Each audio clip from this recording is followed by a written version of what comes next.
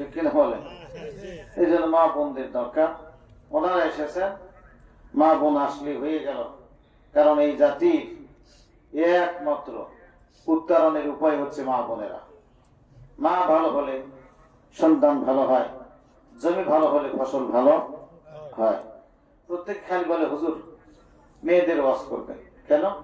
কয় বুঝেন না, যাই তাই অবস্থা ঝাঁকা মাকা করে ফেলে। আমি চিন্তা করলাম কি ব্যাপারটা কি। এখন দেখি যে আসলে পুরুষের ওয়াজ করা দরকার।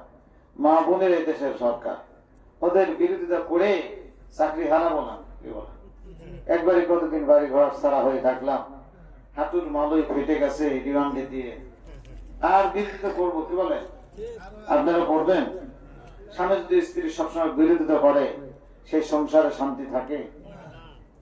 আমি তো আপনাদের সামনে ওয়াজবাদ দিয়ে গল্প শুরু করলাম। আল্লাহ পাক বলেন ফাইদা দাখালতুম বুয়ুতান ফাসাল্লিমু আলা আনফুসিকুম তাহিয়াতাম মিন ইনদিল্লাহ মুবারাকাতান তাইয়্যিবা। আল্লাহ পাক বলেন তোমরা যখন বাড়িতে যাবে সালাম